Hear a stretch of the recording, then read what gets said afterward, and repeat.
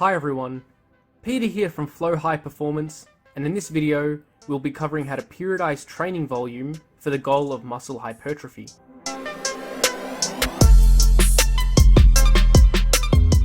First and foremost, we need to understand why we should even periodize our training volume in the first place. And the reality is that it is not a necessary programming strategy. You can get great muscle growth without intentionally periodizing volume at all. However, for advanced trainees who already have the fundamental training and nutrition practices in place and want the best results possible, volume periodization may be a strategy that can benefit them. The primary reason that it may be a good idea to periodize volume is due to volume sensitivity. From the research, it seems evident that high volume training results in more muscle growth in the short term, but in the long term, very high volumes don't seem any more beneficial than moderate volumes. A breakdown of this research can be found in the video on this channel titled, "How much volume is best for hypertrophy training?" So essentially, higher volumes give us the best muscle growth response, but these volumes cannot be handled for extended periods of time. So we can only perform high volume training for short periods of time before reducing volume once again. Furthermore, low volumes resensitize our muscles to muscle growth. This means that the results seen from increases in training volume are more pronounced after a low volume period. Another reason that volume should be periodized is to reduce injury risk. We need to ensure that volume is progressively manipulated over time rather than being rapidly increased. Higher volumes don't necessarily increase the risk of injury very much, but sudden increases in volume definitely do. So if we go from 10 sets of training per week, for example, for a certain muscle group, to 20 sets per week from one week to the next, our risk of injury is dramatically elevated. However, a gradual increase in volume doesn't seem to increase injury risk much, since we are given enough time for our joints and connective tissue to adapt to the training volume. Now that we understand why periodizing volume may be a good idea, we can now explore how to periodize volume for hypertrophy training. The first step to periodizing hypertrophy training is to establish some volume ranges that are beneficial for muscle growth from an individual standpoint. Stronger and more advanced trainees generally can't handle as much volume as weaker and more novice trainees. There will also be variation between different individuals and even between different muscle groups for the same individual. So these volume ranges need to be individually established and will change over time. Here are some general volume ranges for the major muscle groups, which are an average range for most intermediate trainees. So the low end of these ranges would be enough volume to stimulate muscle growth, but will certainly not maximize muscle growth.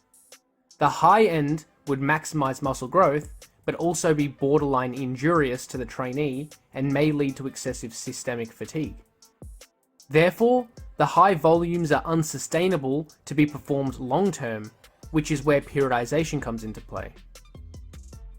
Before getting into the periodization details, another concept we need to consider is how we allocate volume to each muscle group.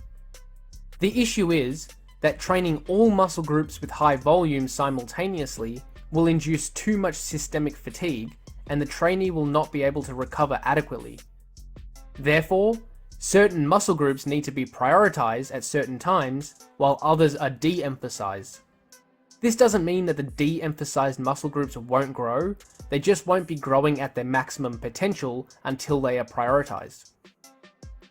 So the trainee needs to select no more than 2 muscle groups to be prioritized, while the rest of the body is de-emphasized. The prioritized muscle groups can be any that the trainee wants to grow in particular. This may be lagging muscle groups or muscles they want to further develop. The last concept to understand when periodizing hypertrophy volume is the use of resensitization periods. This comes back to the initial concept of volume sensitivity that we discussed at the beginning of the video. If volume continues to increase over time, then the muscles become less sensitive to increases in volume.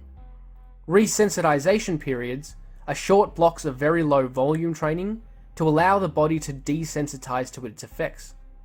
This will make increases in volume more effective when they are then increased once again. Resensitization periods only need to be implemented every 8 to 12 months or so, or if the trainee is chronically overreached. These periods may occur naturally from holidays or travel during certain times of the year, and it is only those who train consistently all year round that need to actually implement these periods and plan them. Now that we have established the fundamental components of volume periodization for hypertrophy training, we can explore how this would look from a practical programming standpoint. Let's use an example trainee to apply these concepts to. Firstly, we need to establish some volume ranges for this particular trainee. Let's use the general volume ranges for each muscle group that we previously covered. Here are the volumes that will be used for the first mesocycle for each muscle group. These volumes all start on the low end of our volume ranges that we previously established. Next, we need to select which muscle groups we want to specialize training for so that volume can be progressed.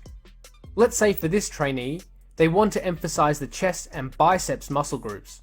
So the chest and biceps will progress in volume over time, while the other muscle groups will remain with this minimum level of volume to progress.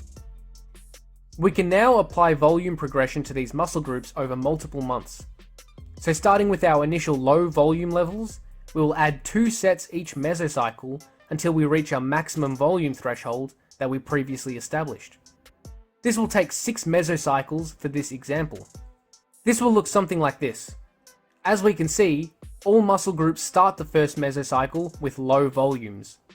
In the second mesocycle, the chest and biceps increase in volume by 2 sets, while the other muscle groups remain with the same initial volume. This continues each block until we reach the high end of our volume ranges, which we have after 6 mesocycles.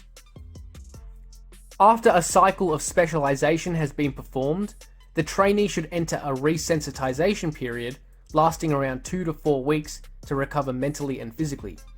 So we can see here in this example that volumes have dropped down to maintenance levels for all muscle groups. After this entire cycle has been completed, the trainee can then repeat the process again for different muscle groups, or even the same ones if they still want to be emphasized. This process can be continually repeated by the trainee, and different muscle groups can be emphasized at different times of the trainee's career. Thanks for watching, and hopefully you got something out of this video. Remember to subscribe if you haven't already.